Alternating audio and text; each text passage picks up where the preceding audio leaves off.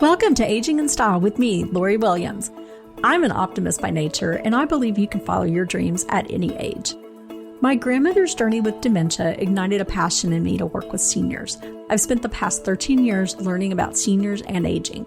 In my mid-50s, I followed my own dream and founded my company, where I use my expertise to help seniors locate housing and resources. On this podcast, we cover all aspects of aging. Join us each week to meet senior living experts and inspirational seniors who are following their dreams. The fact is, we're all aging, so why not do it in style? Hi, welcome to Aging in Style with Lori Williams. Today's show is a very special one. I have a friend of mine, Kelli Sattler, who I've known for probably 20 years or so. We used to live in the same neighborhood. And Kelli reached out to me. She wants to share her journey with her mother, Rosie, who was diagnosed with dementia. And she, went through the entire journey from early stage diagnosis all the way through memory care, through in-home care. She has quite a story to tell. And Kelli just feels like, it's a great way to share her experience as a daughter and help someone else. And I totally agree. It's a great story, and I really appreciate you coming on to share it. All right, it's my pleasure. I'm happy to be here. Good. Well, we'll just get started on when did you notice something was up? She had sudden open heart surgery, and she recovered super easy because she exercised every day, and so that helped the recovery. She was a really tough farm girl and an independent, widow for 21 years, but she began noticing she would forget proper nouns. So she'd know she was going to the grocery store, but she didn't know she was going to Kroger or Market Street. Name, she'd say, your babysitter, not her name.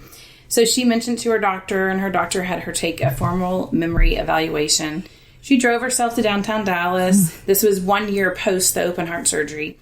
And the doctor called me, and he said, I can't believe you had her drive to downtown Dallas all by herself, because sooner than later, she will need help with finances, driving, and medications, and I don't recommend you ever letting her drive to Dallas by herself again. Wow. So, had you noticed anything? Just aging a little bit, but nothing huge. Yeah. Do you think she was covering it up? Oh, for sure. Yeah. For sure. And she was young. I don't know if I mentioned earlier, but she's 67, which is very young. Yeah, 67 when she had the heart surgery. It was a total of 5 years. So from the time she had the open heart surgery and she died. So. Okay. So what happened once she was given the diagnosis? That was in November. And then 4 months later, we had to take her to an ER visit. And she didn't know what year it was, didn't know who the president was.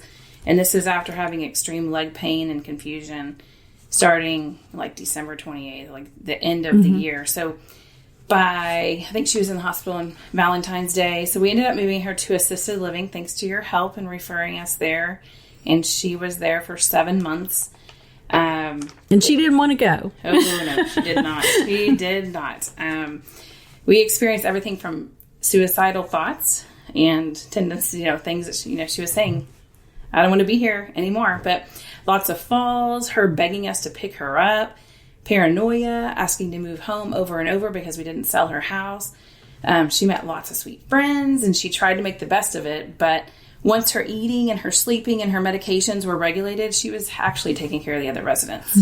So the management of the facility was failing. Well, there's no perfect facility.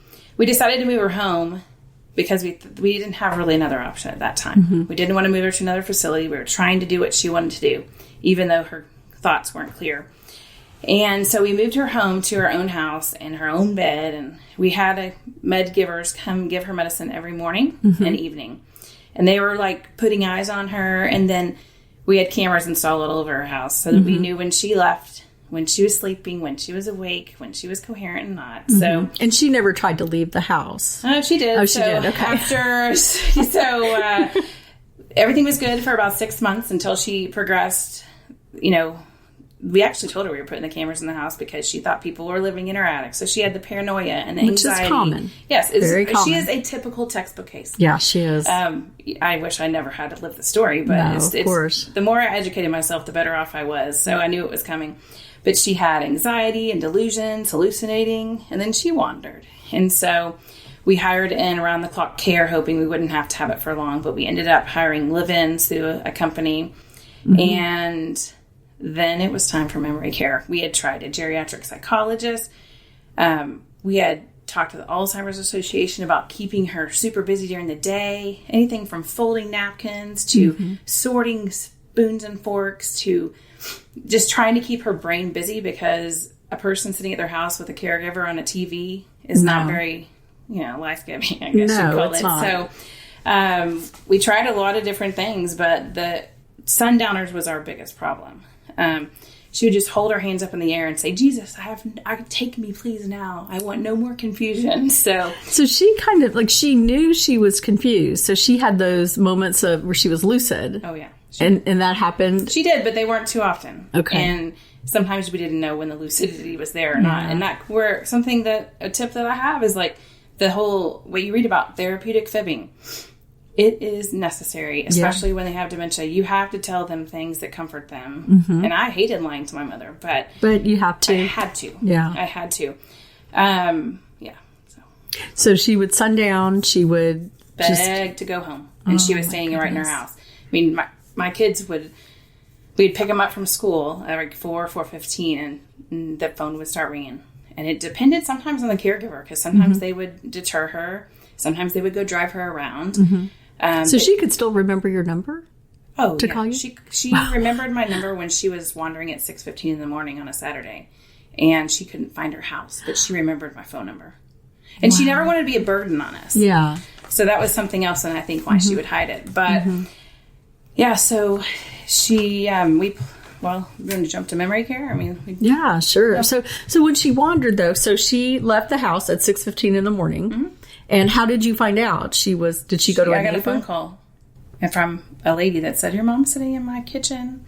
She has fallen, and she says she has some memory loss and she can't find her house. So, can you come get her? I was like, oh my gosh. So that was when it started on a Saturday morning, and she did it again on Sunday night. And she was just super tired, didn't remember doing it. But back though to, what were we talking about? Oh, the sundowning. It affected the whole family, because my kids would get in the car and say, how's Rosie today? Or I'd walk in the house and my husband would ask, how's Rosie today? Because they knew if she had a good day, I did too. Yeah. Right? Absolutely. So they were always kind of checking the waters, testing the waters. But they loved her and they cared for her, and that's why why they would ask. Yeah. But, so we tried everything. The caregivers tried everything. A tip when you're hiring in live-ins, try to only have 2 or 3 max a week. Because some weeks we had 4, some weeks we had 5. And that was confusing for her, all these different people. So if you only had one day, one person working 3 nights and one working 4 nights, you're so much better off, because it made her more clear when she didn't have people coming in and out. She thought at one point she was at a church retreat, and they were there for her to share Jesus to them. Oh my goodness. That happened a lot for several months, and it was because she didn't realize her house was her house with her things, because her brain was slowly dying. Yeah. But she thought these people were coming in, and that she didn't realize they were caring for her. So she was sort of caring for them, though. Well, she tried. Or thinking she tried her best, yes. She tried her best. So. That's cute. So then it came to the point where it was time to really seriously look at memory care for her. Right. And Lori had sent us where we needed to be, and we put a deposit down several months before we actually pulled the trigger. But there comes a time where you can no longer take care of it yourself. People told me, we don't regret any of our efforts.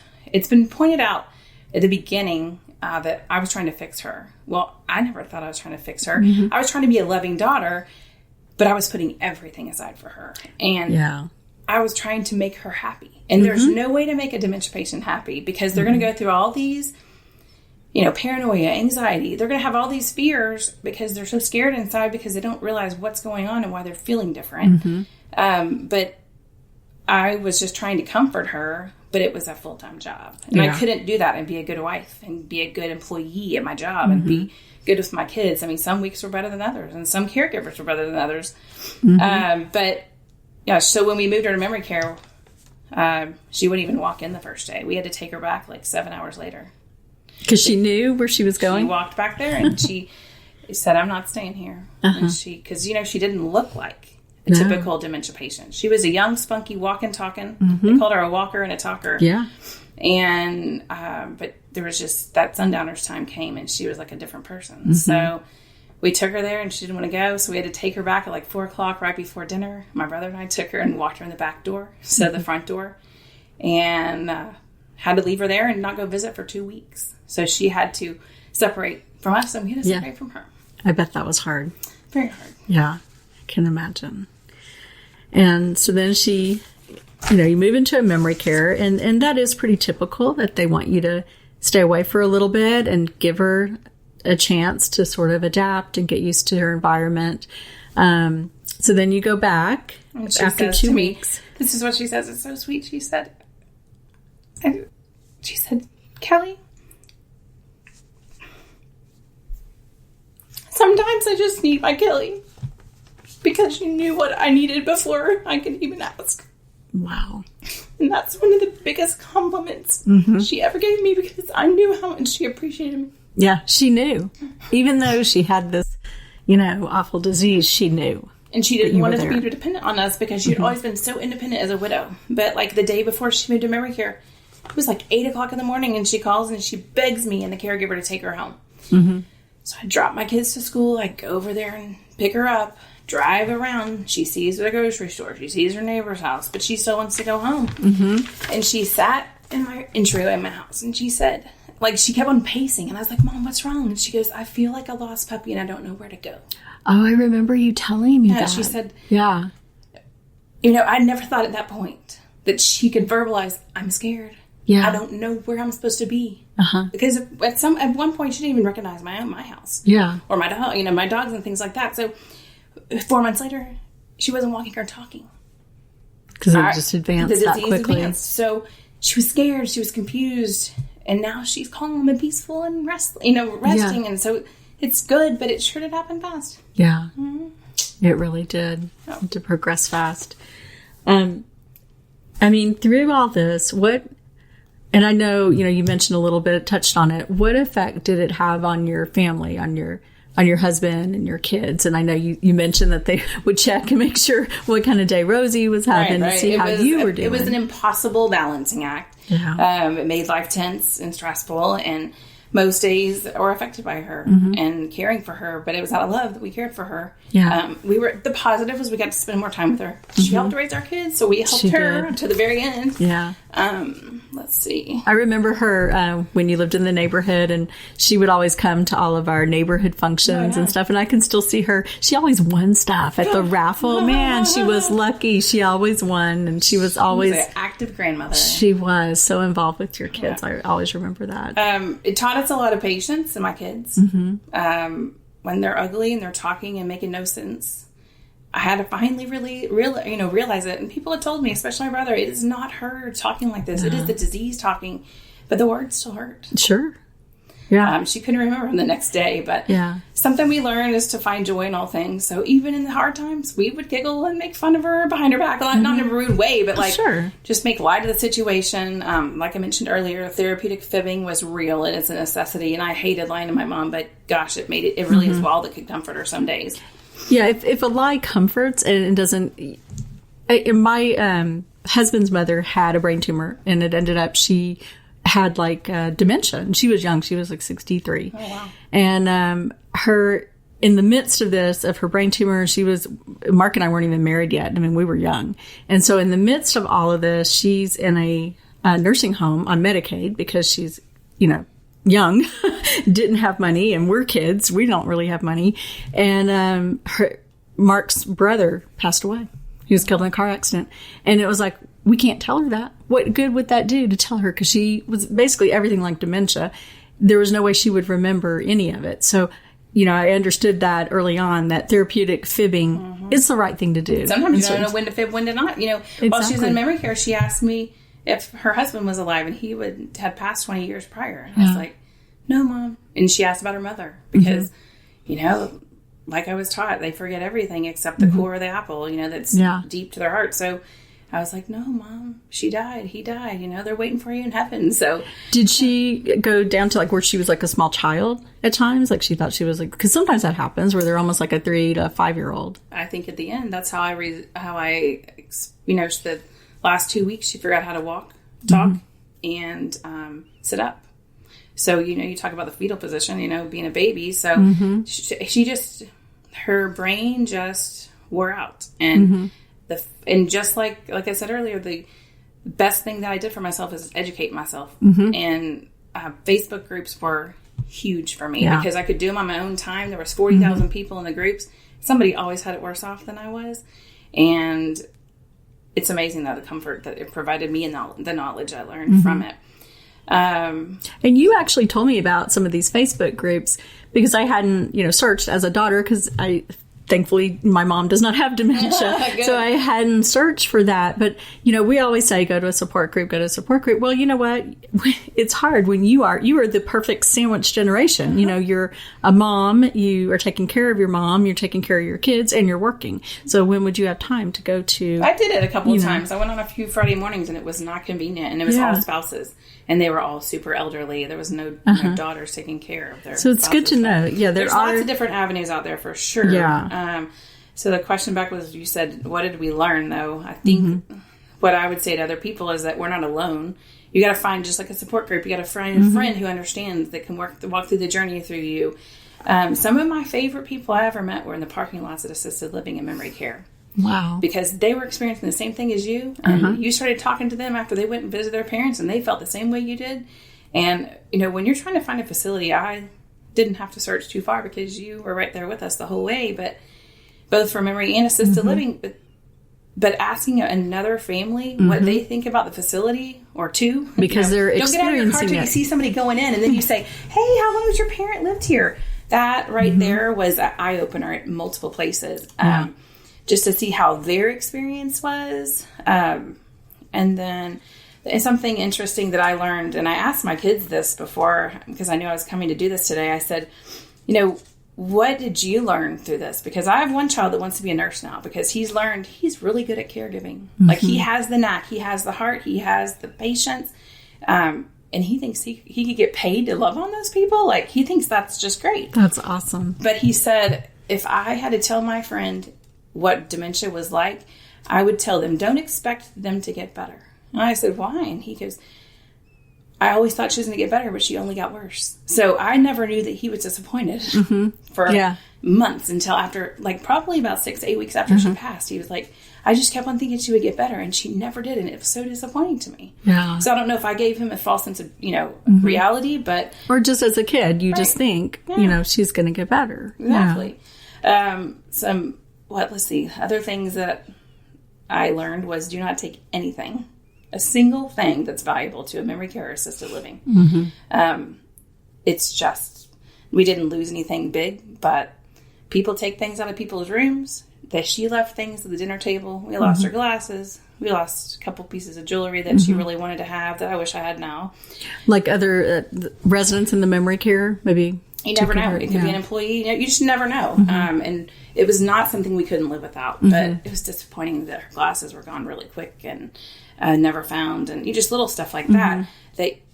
I just look back, and that's the best advice. Do not take anything valuable, because you never know whose room it's going to end up in or whatever. And so maybe just take pictures and things to make it homey for her. Yeah, pictures. Just don't take things that are not replaceable.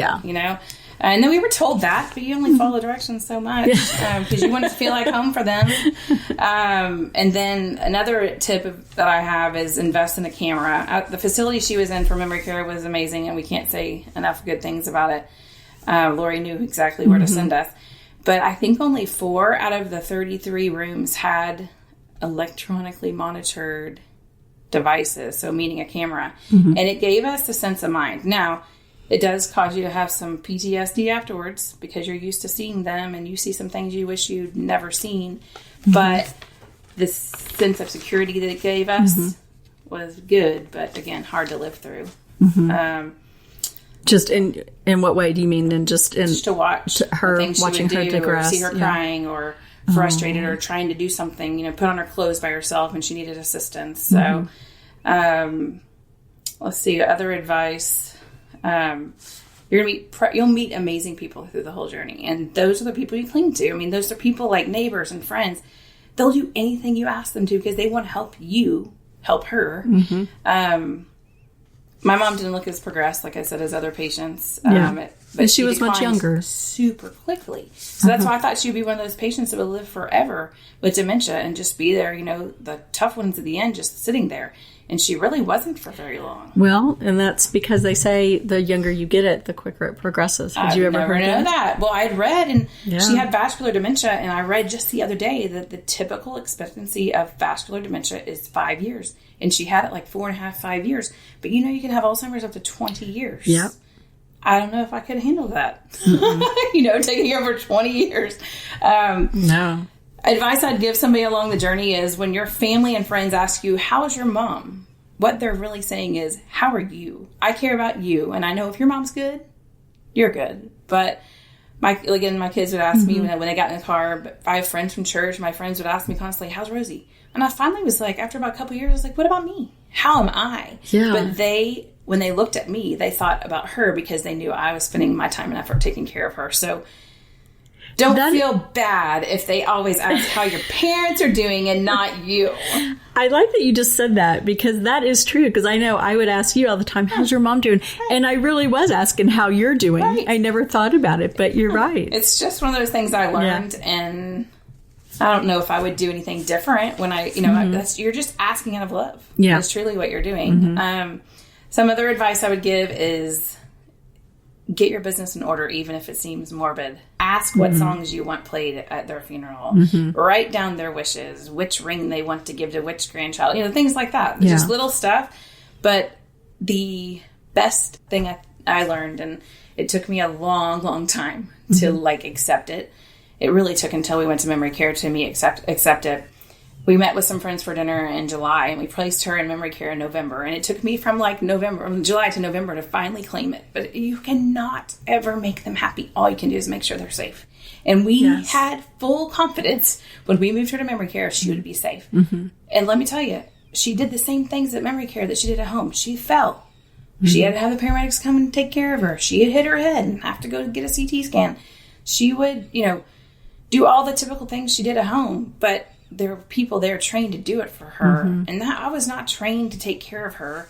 And you had your family to take care of also, your kids and your husband, and you couldn't be there all the time. And some days I look back and think, how in the world did we do this? But we did. And you did. I don't know if we're happier, relieved, adjusting. It's been 105 days since she passed. I counted it up last night. I thought, it feels like forever. But don't study the disease, learn it, expect it to happen.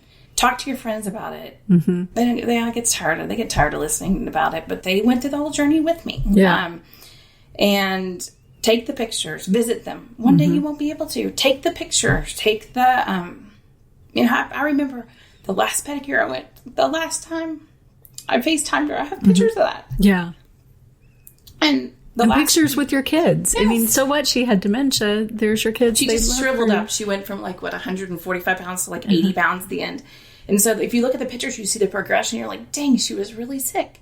Yeah. You can't see it sometimes when you're going through it. When you're in the I midst have a picture of her purple face from having a goose egg on her face. And I'm like, dang, I miss her, but she's so sick. Yeah. She was. So, there was something else that was really important I wanted to say.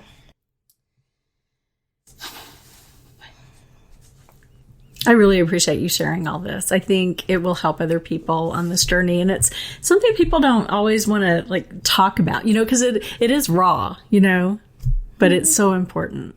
I mean, eat the cupcake. Buy her a new outfit if she didn't even know it's hers. Yeah. I bought her an outfit before we went for Christmas, and I'm so glad she had it. Yeah.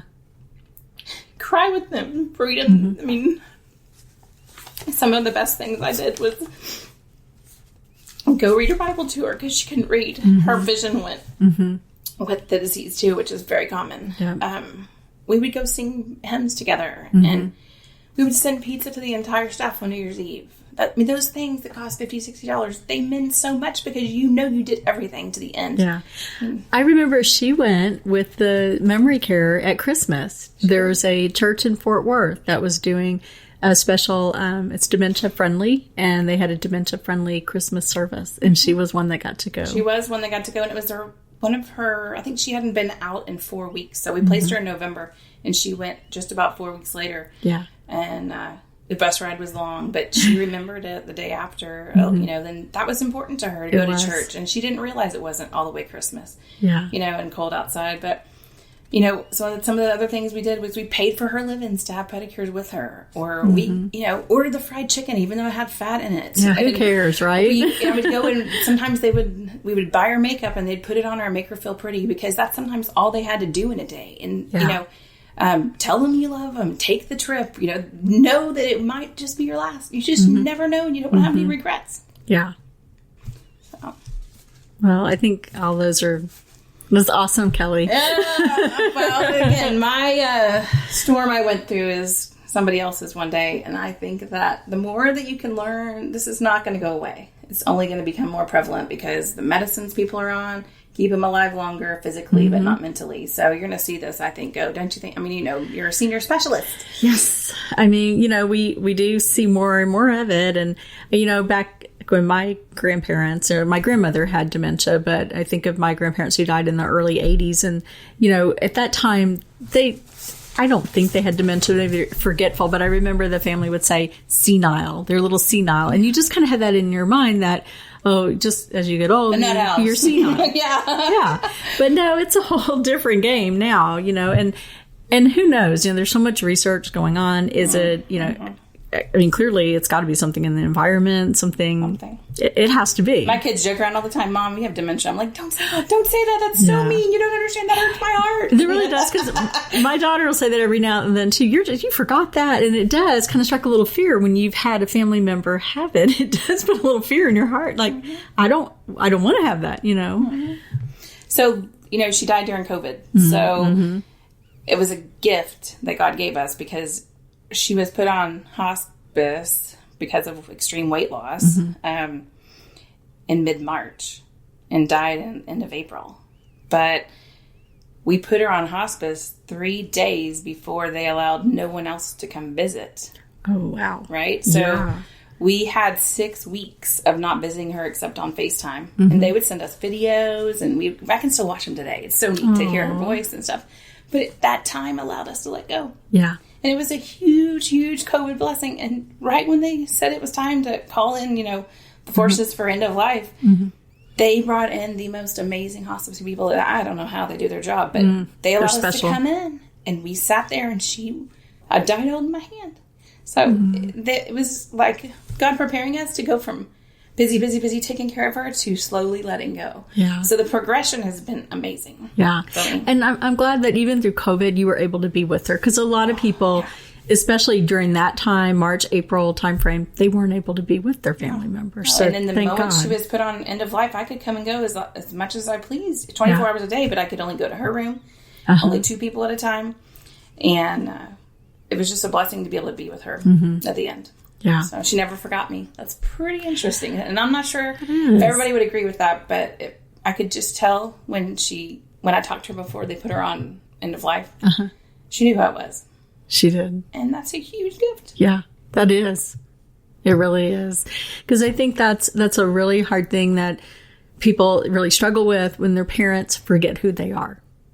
And I've talked to so many families over the past 13 years that has happened, where it's common to forget the names of the grandkids and that sort of thing, but to forget the child is very, it's a disease, but it still would hurt your heart. I just can't imagine. So I can't imagine having that feeling, and I'm thankful I didn't, but me too. It was such a privilege to take care of her. Yeah. Yeah. And you honored her well. I have no regrets. Yeah. You did a great job. Well, I'm so thankful that you came on and shared your story, as hard as I know it is to share, but that's how you are, though. It's my pleasure. You have that giving heart. So I'm so thankful for you, and thankful for being there with you the little bit that I was. If I could help you at all, you're I'm amazing. happy. She just loved on my mama, and so did the people at the memory care and the assisted living. One of the gals at the memory care would go sit with her when she was on end of life and just hold her hand and sing to her. Wow. There's just some really amazing people that you meet, like you said, through senior living and working in these communities. And sometimes I think people don't understand that. They think that, they're going to take their family member to a community and, we're just leaving them in a memory care. Drop them off. Yeah. But the people that work there, I mean, there are people that, they love them. They truly do. And you don't really believe it or understand it till you see it. Right. Would you agree? They would text me. I was in Washington, D.C., and I got a text and said, look how pretty your mom looks today. Oh.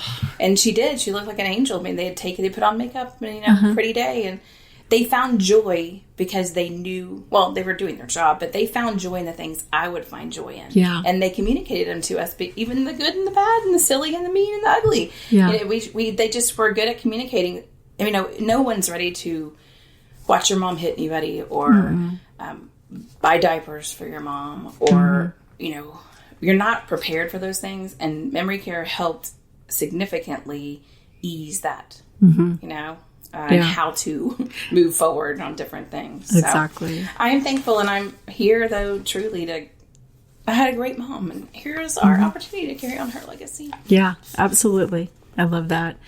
Well, thank you so much, Kelli, and I just admire you for coming and telling the story because it's only been, like you said, 105 days. That sounds like so long, but it's not. Not really. It's not that long. Again, I think God allows us to go through things to help other people, and I'm thankful too. But I'm not sure how I would have done it without you because you confidently referred us exactly where we needed to be. Well, it was my privilege to be able to help you and your family, and thank you for coming on. So if you have questions about dementia, specifically memory care dementia, we have all kinds of resources for you. So please do reach out. You can go to my website, loriwilliams-seniorservices.com. And my phone number's on there, email. So if you have any questions, need resources, we are here for you. So thank you, and we'll see you next time. Bye-bye.